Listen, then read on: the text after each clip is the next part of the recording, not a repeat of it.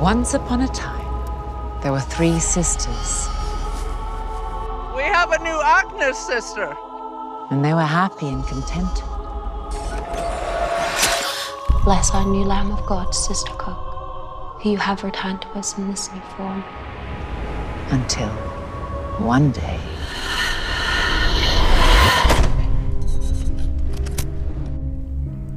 Why are you here, Father? How would you like soft beds? Hot water? Electricity? It's almost a new millennium, sister. You want us to leave? Quite. Blessed lambs, grant them all thy divine protection.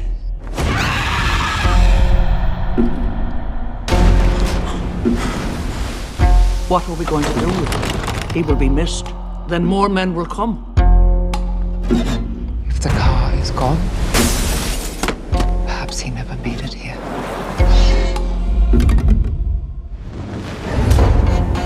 Ignatius, he was supposed to come and visit.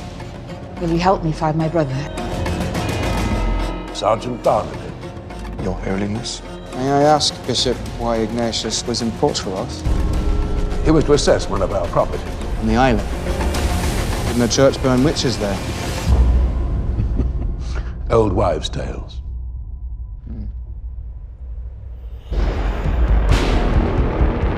The church can't afford another scandal.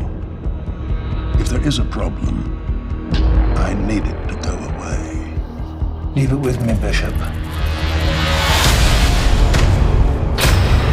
I will not let us be like lambs led to the slaughter. Door may bring trouble. We sisters have our secrets too. Secrets? Give me the strength to forgive. But if vengeance be thine, oh, let me be worthy. Let me be thy sword, thy vessel, thy avenging angel. Don't burn! I am the beast, and you will not touch me more!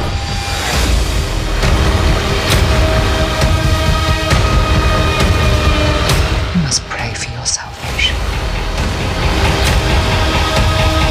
You are the one who needs to pray, sister.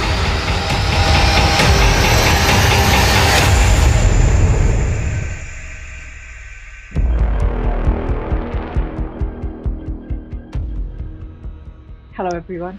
I'm very, very excited to be able to moderate today. And look, I know we didn't get the sound then, but again, watching the trailer, I just got chills again, of starting to immerse myself in it. And in preparation for this, I immersed myself in Lambs of God again, just, so I could be well informed. And I loved it even more the second time I watched it, because I watched it go to air. So congratulations to all of you. It's astounding.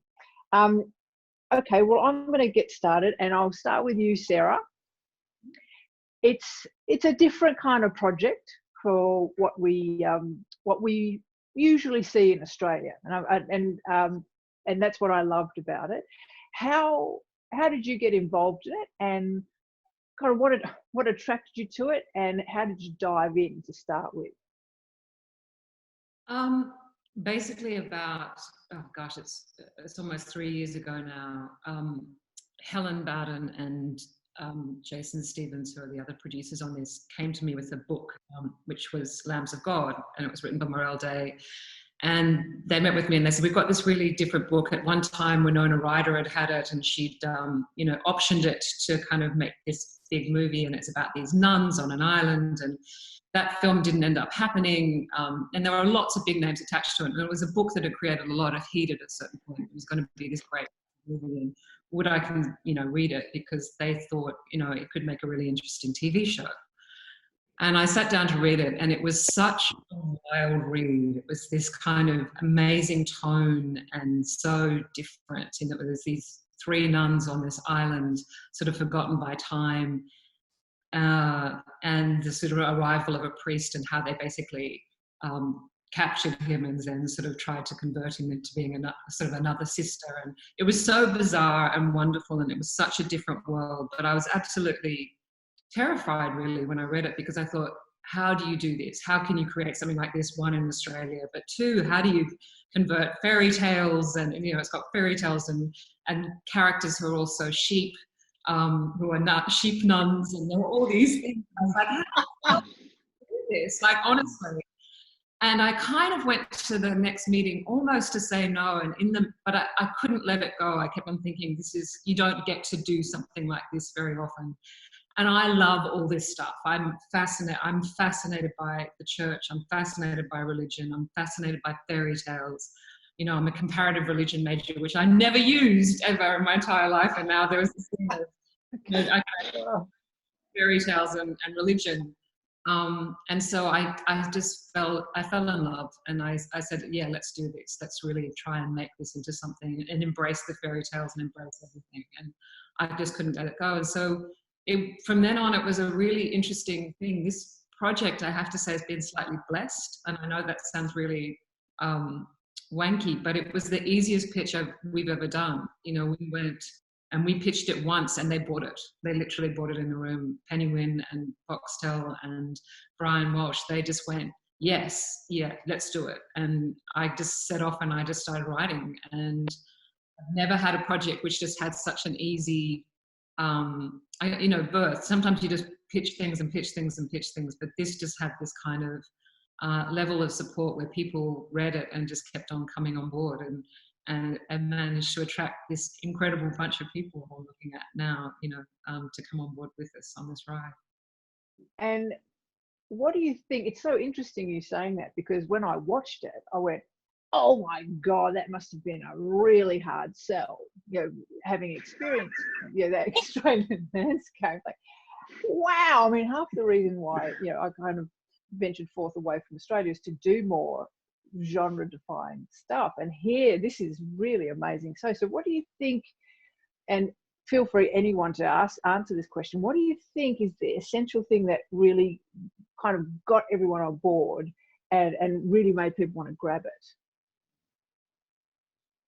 I guess from my perspective, what I think kind of appealed was that we never went in trying to make it anything else. Like we always went in saying, this is a difficult, very different story. It's about storytelling. It's about the stories of the church. It's about bigger things. It has three extraordinary female characters who are so different. And the fact that they're nuns and they live alone on this island, and that they really are the true church. They've kind of, the church on the mainland has become this sort of corrupt, very capitalist-driven sort of thing. And then you've got these three women who are almost being forgotten by time and place. And they kind of have gone back to this sort of earth place where they tell stories to each other. And it's such a unique world. And I think a unique world where, you leave these women to kind of create their own religion almost. They're almost like pagans.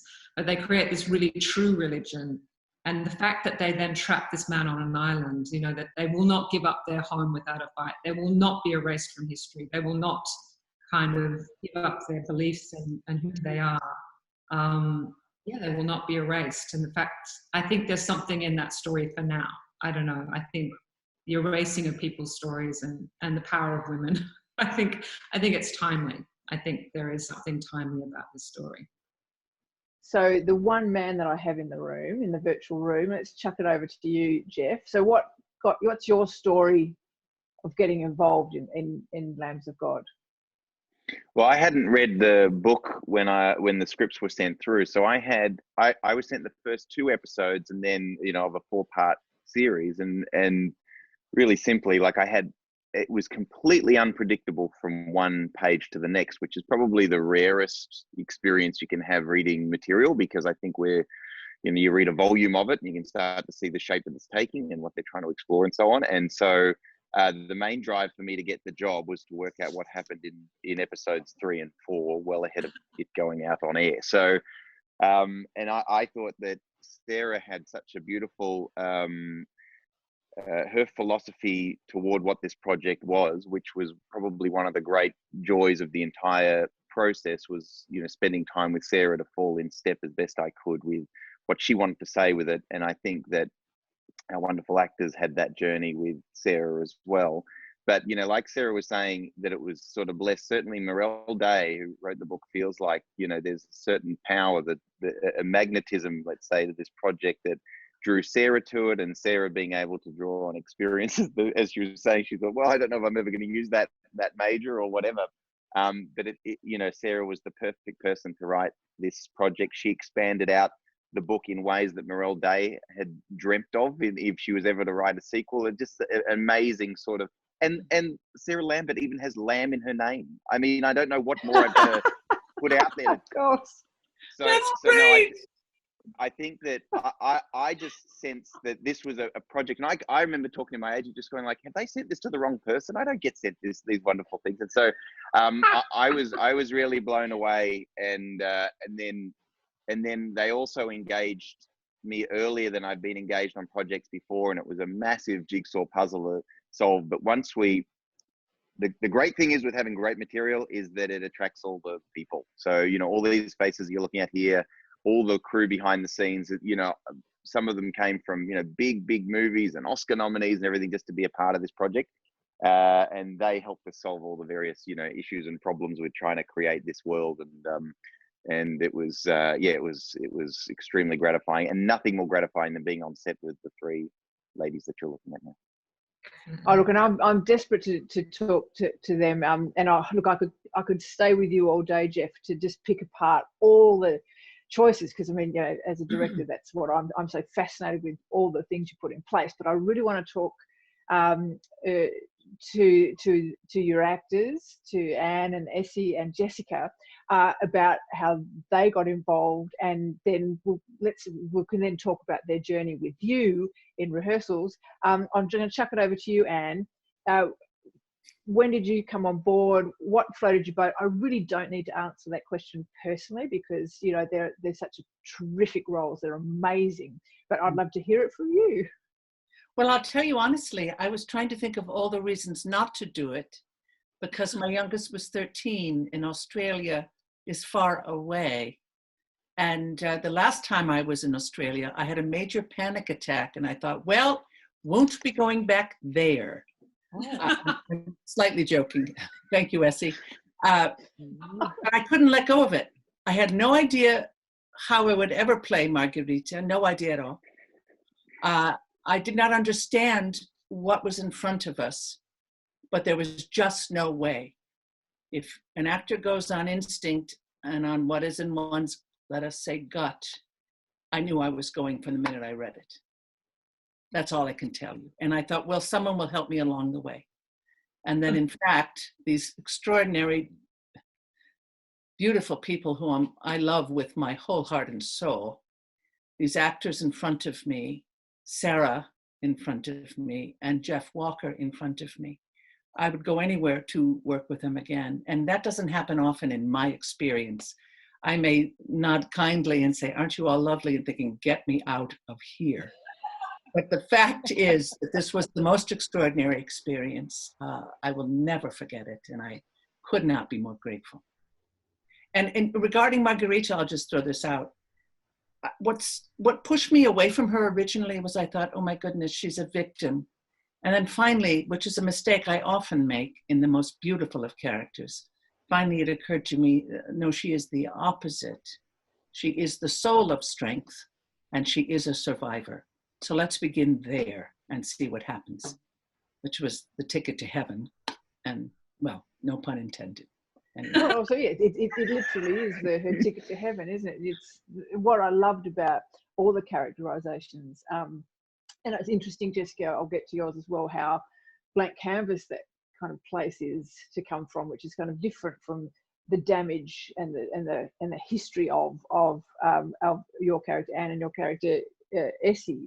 But to see that beautiful evolution over the 4 episodes, so beautifully realized, of not so much redemption, but salvation, especially for Margarita, and maybe a bit of salvation and redemption both for Iphigenia as well.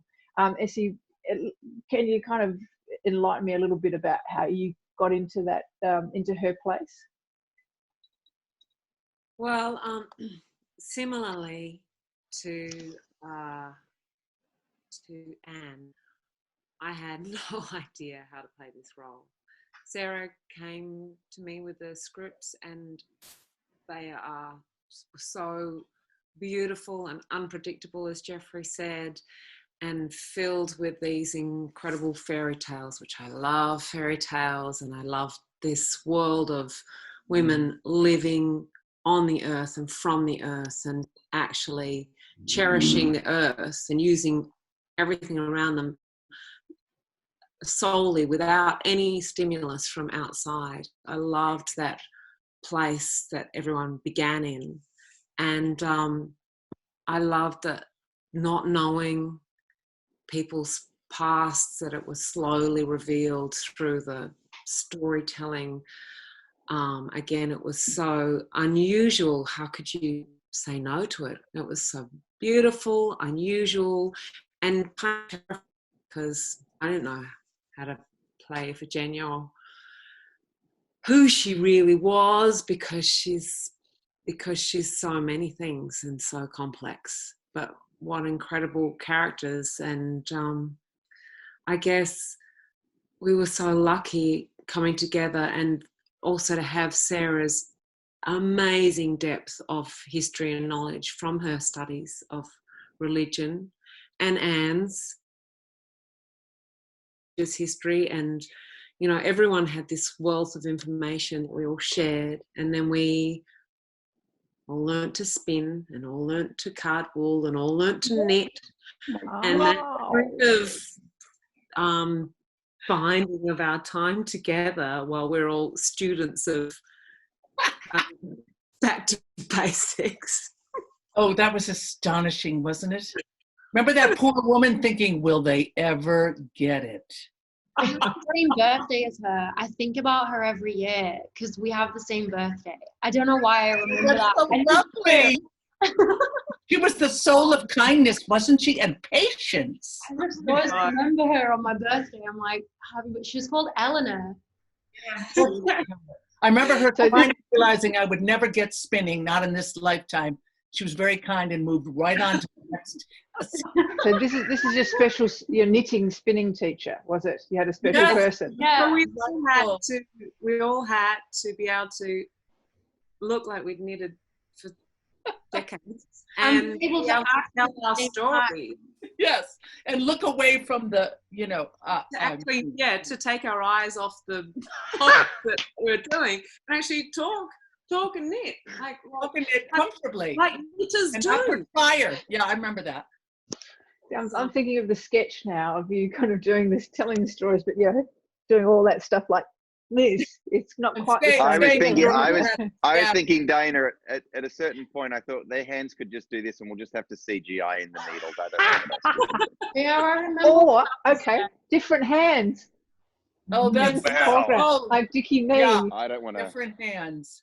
But I still haven't finished my jumper. I did. You were really good at it. Oh, you were absurd. Come you on. Were great, we were very mad at you. You excelled 100%. I was like, come on, girl. Stop with it, will you? We've got a little half of a scarf, and you've got a coat. I want Ignatius. Oh, that was beautiful. That was exceptional. I can't hear Sarah. Jessie, you should have kept your coat too at the end. But it was great, isn't it? Carly's coat, her coat of many colours. I don't know if I would have been able to get it through the airport, honestly. I don't think you'd ever get it through customs. Too many bones and bits of blood and beef. Bits of meat on it. Lamb and. I think a lot of the things on the coat, it legally were required to remain in Australia. But I would have loved it. So funny. Oh my goodness. I would have loved it. So Jeff and all of you, how did the rehearsal process start? Did you have a long rehearsal process? Were you all able to be together? And how did you approach that, Jeff? Well, I remember something that just popped into my head then, just thinking about Jess, is that, and hearing even S and Anne talk about it before, was that S and Anne had to play such a history in their characters, that they'd come from such brutal past that they were going to explore during the course of the series. And they would, in the rehearsal process, be able to talk about that at length. And there was a wonderful moment when Jess realized, and maybe this came before, but she voiced that given the fact that her character had never left this island and had never come into contact with anyone, that she said, I think I need to be in a slightly different movie to everyone. And maybe, Jess, you can talk about that realization, because it was one of the great gifts. Yeah. That philosophy was probably one of the great gifts you could have given to our whole show, I think. Oh, yeah. I don't know when I realized this, but I think I kind of felt it from the beginning when I was reading it, but definitely when we were rehearsing, because even when we were learning to do our knitting and when we had time with the sheep, like bonding time with the lambs, I kind of felt like just me as a person with Essie and Anne, I was kind of responding to things that we were being given differently. I felt like I was just taking things more like, oh, cool. And I noticed that they were kind of having to think about it a lot more. And I was like, what does this mean? Like, do I just like not care as much? I don't know. And I was like, no, it's because that's the character that I'm playing. She lives in this world where I don't know any different. I'm not trying to protect anybody else from anything. For Essie and Anne, the characters that they were playing, everything was, they have two parts of their brains, I guess, where it's like this world that they know about, and then it's where we live. But my character just has, this is my life. Like, I've never known anything different. So when we meet Ignatius and we start seeing things from the outside world, I am seeing it so differently. That I've never seen these things before. I don't have any fear as well. Also, isn't that wonderful? She hasn't lived a life where she's afraid of anything. I don't know what fear is, because I've just been living this really beautiful, pure life. Yeah, I only have good emotions at the beginning. I only know good things. I don't even understand that I am frustrated, because I don't understand what I'm frustrated about. I noticed on my second viewing, and obviously it was there from the beginning, but it's great to see that detail, that your habit is quite plain. It's so and obviously that's on purpose, but it took me that moment to go, right, the blank canvas, the life not filled yet. So we had all that lovely ornate working, down the front of Essie's and Anne's costume, but yours was blank. So it's such an interesting journey to embark on, that basically everything we watch from you is happening right at that very first moment. Yeah, and I think that's why I really had to remember that when we were on set acting, because I really just had to concentrate on reacting to things in the moment. I couldn't plan how I was going to feel in scene. It was I just got to be lazy, really. I just had to respond to what everybody else was doing in the scene, because I just have no preconceived ideas about anything. I don't remember any laziness, just to... No, but I could only do what you guys were doing. I could only act with what you guys were doing, or with what Sam was doing. But it would have been tempting, Jess, I have to say, to probably, and Sarah, we could have, with someone else, without the sort of the idea that Jess had for that role, they could have very easily slipped into the heaviness that was surrounding them. And I think that if there was a great compliment that, we all share in from the show, that there's a lightness at times, a lightness of voice, almost a dark comedy type tone to it at times, that, can lift you out of some very heavy subject matter. And I think that that you certainly were able to channel that beautifully, Jess. And I know that our editor certainly loved being able to, find moments of you watching for the first time these scenes play out. And then the exploration for Anne and Essie's character was to sort of say, okay, well, what took them, how did they get here? That's almost a mystery. How did they land in this place? And the gravitas and the heaviness of that, and their fear of this priest who has arrived, drove the stakes and the threat. Yeah. Wow. I think that's really interesting that the fear of both Margarita and Iphigenia compared to the fascination of Carla was really, really clear. I mean, again, I want to jump back to the idea of tone and just how all of you in rehearsal, and you could take me through it, Jeff, of how you kind of approach that, how you did play the tone. I mean, I understand it's all very, very clear and honest and connected, but just where you would place it at different times. In a sense, there are two movies going on in the show. There's your world, there's the world of the monastery, and there's the world of Frankie on the mainland trying to work that out. I mean, you're in your own world, but just yet, can you kind of, how would you approach pitching it in a sense that a lot of the other, what we've seen in Australia is pitched in a very different way? Well, I think, and Sarah would be best to probably talk to this, but, I have a feeling that in the conversations that her and Jason had prior to chatting to me about this project, perhaps my most recent credit would have been Modern Family, which is like a half-hour comedy, so the sense that you would have, in terms of tone, being able to sort of say that, and Sarah had always written it with a wonderful, delicious undercurrent of humor to it that we all wanted to bring out. And I remember that with our terrific production designer, the first thing that I said, what do you think of this script? And he said, it's hilarious. But it's also like this gothic fairy tale, and it's, but it just sort of saw that underneath all this was going to be this sort of pottering away. But I do think that in the tone of it, we spent a long time in rehearsals just talking. We did one day where we went and rehearsed actually on location and, blocked out the scenes, or maybe 2 days or something. But really it was much more about the discussions and all getting on the same page. And I know that having Sarah at those rehearsals, we just got to ask a million questions, and I was in exactly the same camp as everyone. And then that would spur on other, big conversations. But Sarah, how did you view that sort of period of time of being able to see it all start to actually be fleshed out, by our actors?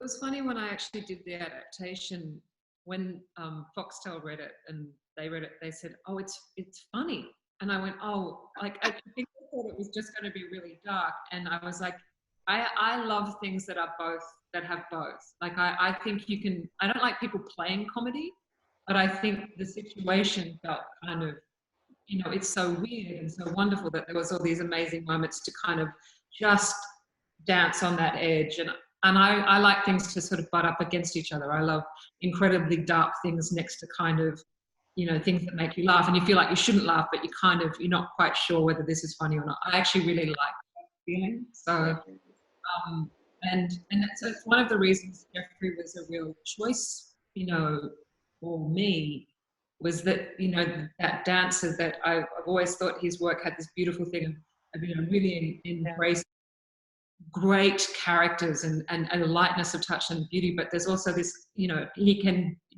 get that line of comedy, but not overplay it. So it was just that it was that gentleness of touch that coming from character. So that was sort of great, but it is terrifying because you could go in any direction with it. You could go too far with it, and it would be really far. I didn't want it to be farcical. I didn't want it to be, and I wanted it to be scary and dark, and you're not quite sure. But I think also women together are funny, like when they're together, these women know each other well. They know I'm what. so embarrassed to say this, and forgive me for interrupting you, Sarah. It never occurred to me that it was funny. Yeah. I'm not kidding. And that's actually funny in itself, though. It never occurred to me this was a funny, and then I'd hear response saying, "Oh, this is fantastic. It's got this, and humor." I'm thinking, and the humor. I'm sorry. I just never got it. I don't know what's the matter with me. I mean, it just to me was, and Sarah would give us the history to read and so on, and there was only so much I could read because the rage against the church. I mean, the rage. I thought, well, honey, you're going to have to let this go because you'll never get anywhere. I just never knew it was funny. I'm sorry. Yeah, okay. That's it. I mean, in rehearsals with me and I with all of us, I think we really talked about the truth of it, like the truth of what these characters were and all those things. But there were these just wonderful moments that just come out of, meeting Ignatius and sort of, seeing it was terrifying. And watching that scene play out on set was, and I think Sam brought so much of that. Like, really, oh, sure. He was so wonderful. Yeah, he nailed it. Yeah. Oh, it was so good. Kind of. I mean, and also that's what the nuns put Ignatius through. I mean, that's funny. That is funny. Yeah. I mean, it's very, very, very dark and brilliant. It is quite. It's funny. It's horror. And it's horrific. It is. Yes. It was a funny horror. That moment where it's like, okay, get out the scissors. Here we go. I mean, that is quite funny. Yeah. I think that crazy thing of what has to be done, it becomes a situational comedy. So yeah. So I think that's what you really nail. But again, what makes it so wonderful for me as a viewer is by having that crazy situation at the beginning, and again, this goes back to tone, is this beautiful journey that when I rewatched yesterday, I'm crying in episode 4 for everybody coming to that epiphany of their past and resolving that. And I think if we've had this heavy journey the whole way, the experience isn't as luscious for a viewer. And for me, I was like, I was taken on a beautiful journey of going, what am I watching? To, oh my God, my heart's breaking. So I think that's I think the big thing for me with any, like, particularly if you're trying to elicit that emotional reaction in the end, that it's very disarming. If you expose yourself emotionally to something you're watching and you have a little laugh, you're much closer to then being able to cry in 15 minutes or an hour or whenever it is. And I think Sarah would agree that we had one of the great nights of probably our professional lives at the Sydney Film Festival, where they screened on like a Wednesday night, the middle of the week. They were going to show all 4 episodes of the show, starting at 7 or 8 o'clock in the middle of the city. And so I was already nervous and no one would turn up, but and then of course there was a completely packed house, and it had lots of people from the film festival. And then they had an intermission, and I thought, well, that's lovely, we'll come back and it'll just be Jason, Sarah and I sitting in there rewatching something we'd seen a million times. And instead we came back after intermission, no one had left, and it got all the way to the end. The laughs were happening at the right times, they were engaged at the right times, it was completely quiet at the right times. So that I think, sort of solidified that it's quite a journey as an audience to go on, and it's got certainly lots of, shape to it and considered, kind of approach. Beautiful.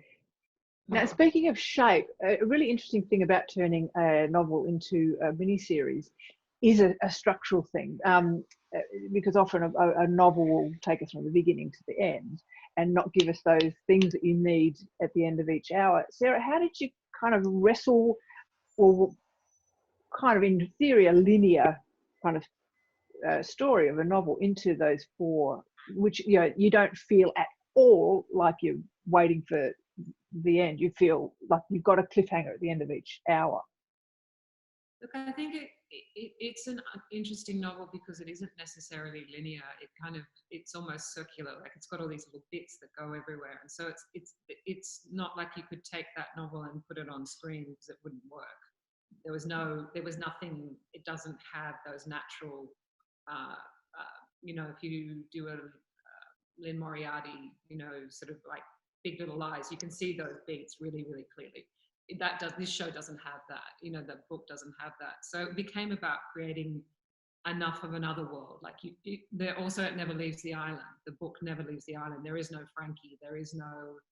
Of course. There is at all. There is no other world that exists. And so it was about kind of trying to create that world and open it up and really build. The end is different from the book. Like, there are elements in the book that are the same, but for me, there needed to be this big catharsis. You needed to bring all these elements together. So it was really about once I sort of figured out that we could change the end and kind of push that, it was then creating this bigger world and then really creating hooks that just kept it moving forward as a story. And it was, again, it was a really lovely process to do, because I felt those characters had so much to reveal. And also for Carla's character, of her kind of coming from his exposure to the world and coming to the end, they all had to have a big arc. And that wasn't necessarily there for each character in the book. So I loved those nuns so much. I wanted them to have that big, that by the end, you'd really built to this massive conclusion without giving anything away. Yeah. So. And I don't want to give too much away, but I did love, Jessica, your choices of whether, the thing is, it's Carla's choice of what you've done. The fact that, I don't know how many spoilers I can do, but it's that thing of the choice to be focused on what was happening in front of you and other people's experience rather than Carla's experience of a new world. I thought was that something you chose to do in your approach to it? Well, what I tried to honor throughout the whole thing, which is what the reason that I loved the script so much in the first place, was because she's raised by women. She's only been raised by this group of women. Now there's two of them, but that's the only influence that she's had. So throughout the whole story, but especially towards the end where she is dealing with men now as well, I really wanted to take on board and represent positively, it could be really amazing. What would a young woman be like if they were only influenced by other women? So that's how I just wanted to be in the moment with the decisions and have confidence, have her have confidence in herself and always put herself first, because to me, that's, thinking of my own mom, that's what she's always told me to be like.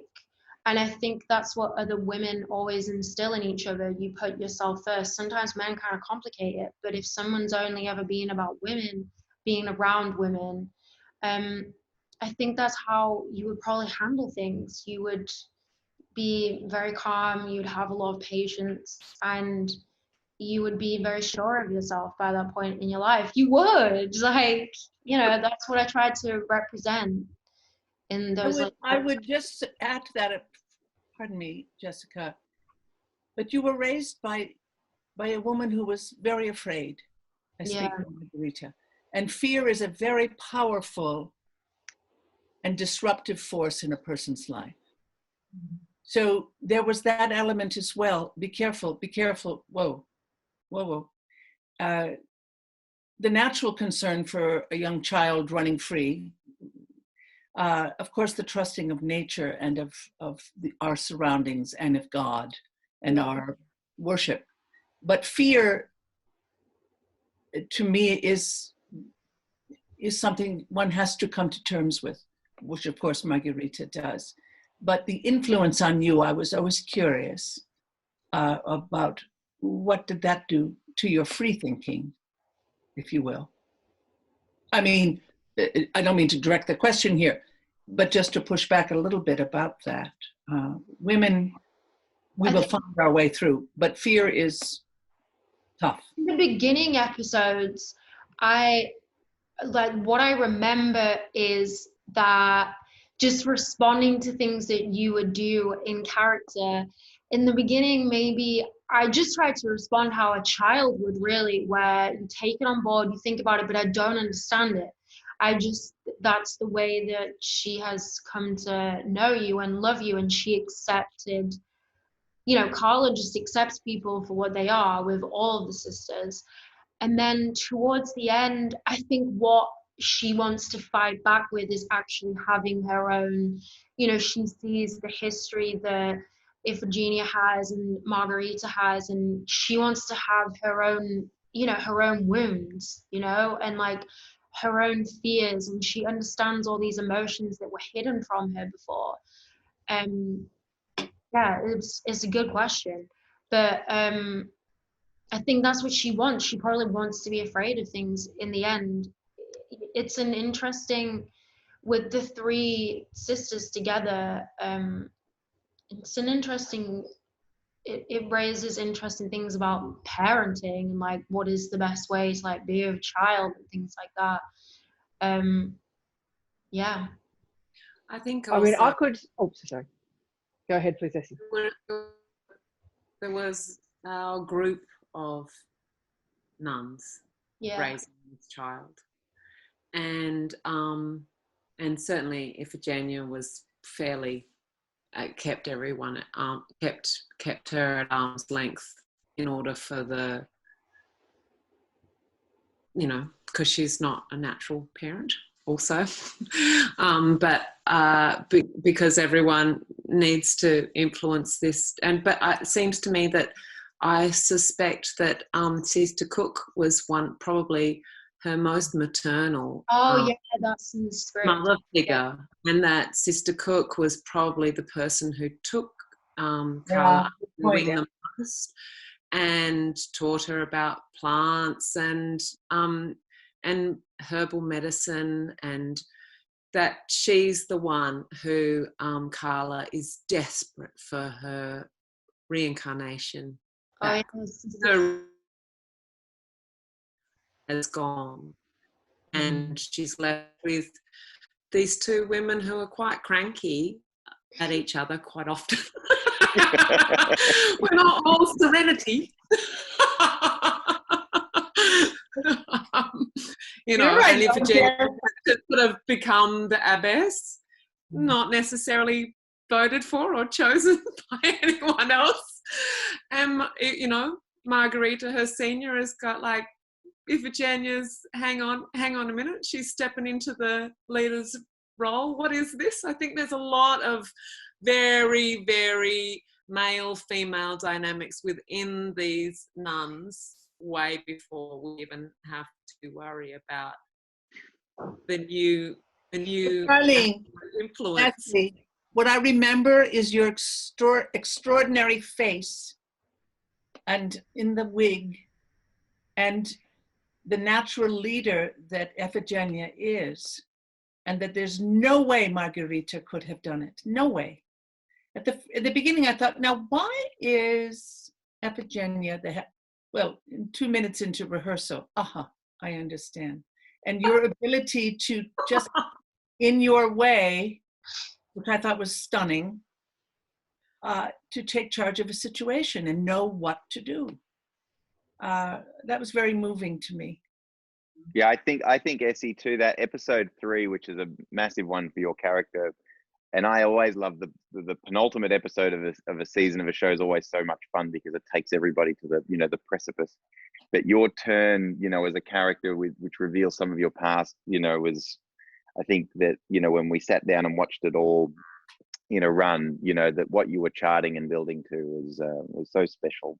It was a well thought out and beautifully performed massive journey from all the stuff with Sam, with the sisterhood, and then building to, you know, what is her connection back to the outside world and how we're going to solve this. Yeah. Now, I should probably open up to the audience.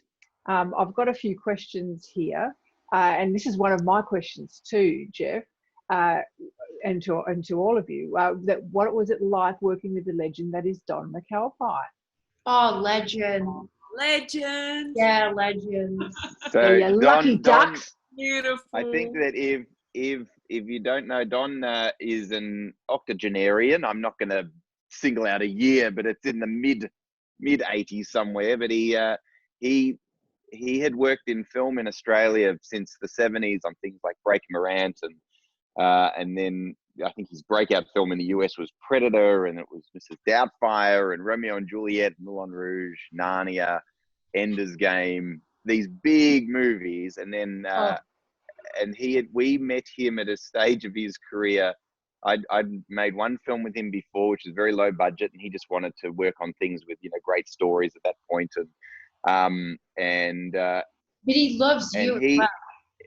Yeah. He's He yes, loves you. I adore him. You know, he's like I call him all the time. Called him, you know, during this whole coronavirus pandemic. You know, constantly, and he's doing better than I am most days out on his property and fixing fences, and he's way more active and sharp than I probably will ever be. So, but he brought so much sort of cinematic approach to this project.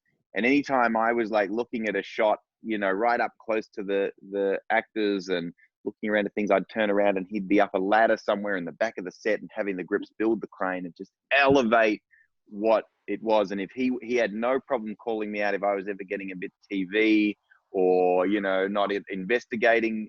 And the other thing was that he'd never worked really as fast as we had to shoot this show. Not that we had, you know, like we had more time than most Australian dramas, but it was still really quick. But it's the hardest thing, you know, with Don is that if he comes up with an idea and it means it's going to be an extra however long to do it, I would just look at the first and go, well, we're definitely doing it because, you know, it's a great suggestion. And then I would work out a way to maybe make up the time at the other end of the day or something. But he's such a beautiful force, and I think that the one really bold and progressive thing that he did, he used these fantastic cameras that could work at a native of like 5,000 ASA. It means that they're really geared to be able to shoot the stars at nighttime if he wanted to. And then he would shoot on these really fast lenses, and then he lit all of the interior scenes with candlelight. And so we would go in, and what the camera picked up was much brighter than what we could see with our eyes.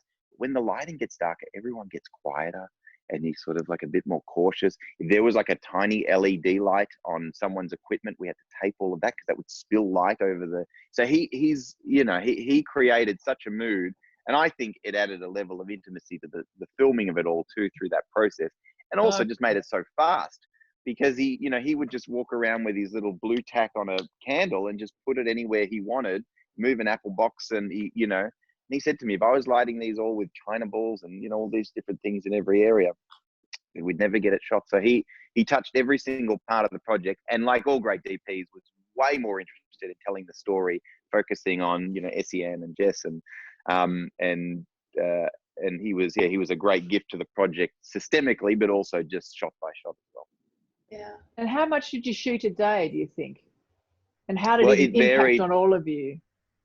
It varied because some days, like the scene that we were talking about before, when they first meet Ignatius, we had all day to shoot that scene, and that felt beautiful and wonderful. Wonderful. And then there were days when we're in, let's say, like Ignatius's chamber, and Essie, I remember, and Sam would have these massive scenes, you know, pages and pages, and those were really, they were really big days by anyone's standards. You know, we were shooting maybe 9 scenes a day or something in a 10-hour day, so you know, you're shooting very quickly. But I hope that the cast never felt like, you know, how fast we were moving, or I'm sure they do, but, you know, I would like to think they didn't reflect upon it as some people do at the end of a job and just go, man, what we could have done, but it was just so quick, Never, ever. Not this one. I don't know how to express this with the proper words, but I have never been more struck by the organization of the day and the length of the day. No one ever took overtime for granted. It was planned ahead. There was a schedule that was so beautifully put together and executed, and the crew, it was extraordinary. And it was day after day after day we were cared for, we were looked after, we were prepared for what was ahead of us. It was an extraordinary, from day one to the final day, of care and the right way to work. I just cannot say enough about that experience. I agree. It was a really great job. It looked amazing. You know, I've got a question here. Jeff, how was it working with Chris Kennedy? Did you? We're saying here, did you collaborate developing the visual world on the monastery? What was your references and drawings? How long were you in pre-pre? Well, that's uniquely on this one. Chris was brought in way earlier than a lot of, you know, production designers are brought in TV, particularly in Australia. So he was actually on the project before I was. So he had done a pitch document, I think, Sarah, with yourself and Jason, where all of my work was done like before I even began. He loved this project, you know, so much, almost to his fault sometimes. He was so passionate about it, and you know, he was belligerent at times in terms of, you know, achieving the vision that he had and how he wanted to do it. And I think that, you know, there was like, we guessed how much it was going to cost about a year out, and then you can add a zero to it, and that's probably what it ended up costing to build everything. And that's extremely stressful at the top level, and which Sarah and Alyssa and Jason had to, you know, live through. And but one thing I'll say is that, because I've worked with Chris a million times, and I work with him, you know, any time he accepts the projects that I offer him, but he never wavered through all the, you know, the ways that he would have to realize this in the very tricky budgetary meetings and so on. His love and passion for this project, you know, was like nothing I've ever seen before. You know, he was so invested, you know, to the point of tears sometimes. He would just care so much about, you know, achieving. And then what Don would say is that, you know, like we would, and I've always, you know, hoped ever since, is that, you know, a great production designer will put people like Don and myself and the actors in the slot. That all we have to do is just turn up and we're there and we're living it. We don't have to go, that looks terrible that way. We don't want to look that way. That prop doesn't work. There was never a question of any of that stuff. And as Don has said, you know, that any credit that he's got over his career for anything wonderful he's worked on, he said, I have to give and heap the praise back to the designer. And he certainly said that of Chris on this. And I would say that's probably the, you know, from someone as experienced as Don, that would be a great indication of the contribution that Chris made. And I know he's extremely proud of this, and seeing him win a big prize for it last year too. And nervously bumble his way through a speech that thanked every person who touched his department was one of the great joys, you know, of the whole journey for me. And it was Jason, it was extraordinary walking into that set, the interior set, particularly unbelievable in the kitchen. Absolutely, it was such an amazing space. It really felt completely 100% authentic and magical and dark, and agree. Was amazing. So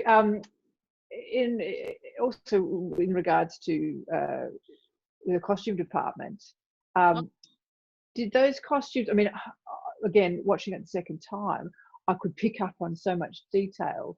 How much did you work as actors with your costume designer to bring those characters kind of to the fore? And were there things that you had, little talismans or things that helped you through? Anne brought hers from home. She wears it all the time. It was personal. It's a personal garment.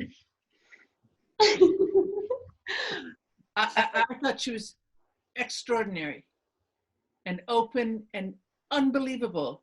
And I had found, because I loved the markets in Australia, some that was possibly religious, but not necessarily. And I showed them to her, and she incorporated it into the costume. Such generosity, I thought. I thought she was extraordinary, absolutely extraordinary. In the book, the nuns have knitted their own habits to incorporate their stories of their lives into their garment, to wear their story to, and budget and time constraints meant that we could not have things knitted from scratch, an entire garment, repeatable 3 or 4 times for jumping in the ocean and you know, but so Xanthi had these motifs sort of knitted through the central core front of our garments, which and I mine had this kind of leafy pattern, and I insisted that there was some element of Iphigenia's past in there, and Xanthi took that on and had embroidered this down the bottom of my garment in black thread, so you can't really see it unless the camera decides to see it. And that is this sort of big black mansion. So for me, it is not only the past of my character, but also this kind of Jack and the Beanstalk that Iphigenia climbed out of this mansion up this and became this nun out the top. And that was. Now I've got time for. I'm sorry. It was, I mean, the Please go. costumes and knitting that they basically always knit their story. Each character, that was the whole point of those robes. And Xanthi, we worked. It was such a nightmare. We worked so hard on those things, and it ended up. What she ended up doing was a simplicity and a beauty that if you look at the details of those things, there's more there, you know. But I think what it did was also just enrich those characters. In Carla's coats, you know, each piece of costuming in this story also told story. And I think that's incredibly difficult. And so what Xanthi had to do was not only create a wardrobe for these characters, but the wardrobe actually told a story. And was important. She did such an extraordinary job with such an amazing team, and was really influenced by everybody. And all the cast had such a big influence into that as well. Oh, beautiful. We've got time for one more question, so I've kind of gone at random. I've got a question here. What was the most difficult scene to film? Would you give it a crack? I'll chime in, but I Yeah. think that what potentially was going to be one of the most difficult from my point of view was maybe one of the best experiences on set that I've ever had, and maybe for the crew, I think there'd be quite a few. Oh, I've got a nice bit of flair coming in. Look at the anamorphic flair. I'm just going to run with it. I don't know how to fix it. But there was the first. We have all of our nuns tell their story or a story, and it's a massive, you know, part of their character's journey, and it's pages of dialogue and all that sort of thing. And the very first cab off the rank was Annie Dowd doing her big speech as Margarita for episode 1. And this is like, I don't know, an 8 or 9, 10-page scene, something, you know, like it's really long, right? And we had a couple of days to film it. And the first setup of the second day of shooting was Ann Dowd's speech that is pages long. And it was, you know, something that we were all excited to watch. We had shot it in such a way that we hadn't really heard it. We talked about where the moves might be and so on. And so I think that on paper, that was sort of looking like being something that could be extremely challenging and tricky. And we hadn't really done our stories yet. This was the first one. And then we surrounded Annie with cameras and these little candle lights. So there's all these cameras, you know, 3 cameras or however many we had hidden everywhere that Don had found, and it would go to all the places. And we didn't rehearse. We just came in, set it all up. And Annie was like, okay, are you ready? Should we do this now? And so we went and did the take. And then at the end of it, that was my best Annie accent. No, I've got one. Yeah. But at the end of and then at the end of that take, which was absolutely perfect, and we were in tears and she was in tears, at the end of it she said, how was that? And I said, it was great. Do you want to do it one more time? And I was like, I don't know what to say. And so I think that was on paper probably one of the most challenging and maybe one of the most beautiful moments on set I've ever experienced, to see someone come in, take one, be, you know, perfect, and then and then that's the take that we use for the, you know, for 7 minutes of the first episode, is Annie just nailing it in front of you know, her wonderful co-stars, and Don McAlpine doing his beautiful work as well. So that would be on paper the hardest, and maybe something I'll never forget. Thank you, Jeff. Thank you. Brilliant. Oh, thank you. Such a privilege, every single minute of it, I'll tell you. Privilege. Oh, thanks everyone. I'm kind of waiting to hear from the powers that be. I know I'm at my hour.